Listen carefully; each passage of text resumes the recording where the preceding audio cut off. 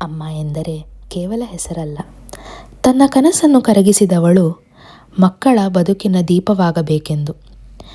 ಜೀವ ಕೊಟ್ಟು ಹುಟ್ಟಿಸಿದವಳು ಮಾತ್ರವಲ್ಲ, ತನ್ನ ಬದುಕನ್ನೇ ಮುಳುಗಿಸಿ ನನ್ನ ಬದುಕು ಕಟ್ಟಿದ್ದಳು ನನ್ನಮ್ಮ. ತನ್ನ ಹೆಸರಿನಿಂದ ಬದುಕಬೇಕೆಂಬ ಆಸೆಯು ಅವಳಿಗಿತ್ತು. ಆದರೆ ಅಮ್ಮ ಎಂಬ ನನ್ನ ಒಂದು ಕೂಗಿನಿಂದ ಎಲ್ಲವನ್ನೂ ಮಣ್ಣಾಗಿಸಿದಳು ಮೌನದಲ್ಲೇ. ತಾನು ತಿನ್ನದೇ ಇದ್ದರೂ ನನಗೆ ಹಸಿವಿಲ್ಲ ಎಂದವಳು ನನ್ನಮ್ಮ. ಅಳುತ್ತಾ ಇದ್ದರೂ ನನಗೆ ಏನೂ ಆಗಲಿಲ್ಲ ಎಂದವಳು ನನ್ನಮ್ಮ. ತನ್ನ ನೋವನ್ನು ಮರೆತು ನನ್ನ ನಗುವಿನಲ್ಲಿ ಬದುಕಿ ಕುಣಿದಳು ನನ್ನಮ್ಮ. ಕುಂತಿಯಂತೆ ನೋವನ್ನೆಲ್ಲ ತನ್ನ ಮನದೊಳಗೆ ಹೊತ್ತಿದ್ದಳು. ಸೀತೆಯಂತೆ ಪ್ರತಿದಿನವೂ ಅಗ್ನಿ ಪರೀಕ್ಷೆಯನ್ನು ದಾಟಿದಳು. ಆದರೂ ಒಮ್ಮೆಯೂ ತನ್ನ ಭಾಗ್ಯವನ್ನು ದೂಷಿಸಲಿಲ್ಲ, ನನ್ನನ್ನು ಪ್ರಶ್ನಿಸಲಿಲ್ಲ ನನ್ನಮ್ಮ.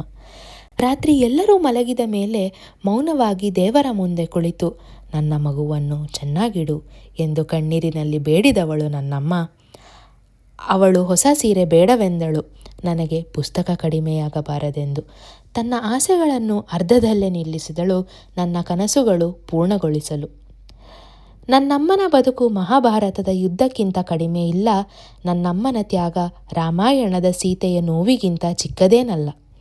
ಎಲ್ಲವನ್ನೂ ಸಹಿಸಿದಳು, ಎಲ್ಲವನ್ನೂ ಒಪ್ಪಿಕೊಂಡಳು ಆ ನನ್ನ ಒಂದು ಪುಟ್ಟ ನಗುವಿಗೋಸ್ಕರ. ದೇವರನ್ನು ನಾನು ಎಂದೂ ಕಂಡಿಲ್ಲ ಅಮ್ಮ, ಆದರೆ ನಿನ್ನ ಆ ಪ್ರೀತಿಯ ಕೈ ನನ್ನ ತಲೆಯನ್ನು ಸ್ಪರ್ಶಿಸಿದಾಗ ಆ ಸ್ವರ್ಗ ಹೇಗಿರಬಹುದು ಎಂದು ಅನುಭವಿಸಿದ್ದೇನೆ. ಆ ದೇವರು ಹೇಗಿರಬಹುದು ಎಂದು ಕಂಡಿದ್ದೇನೆ. ಇವಳೇ ನನ್ನ ಪ್ರೀತಿಯ ಅಮ್ಮ.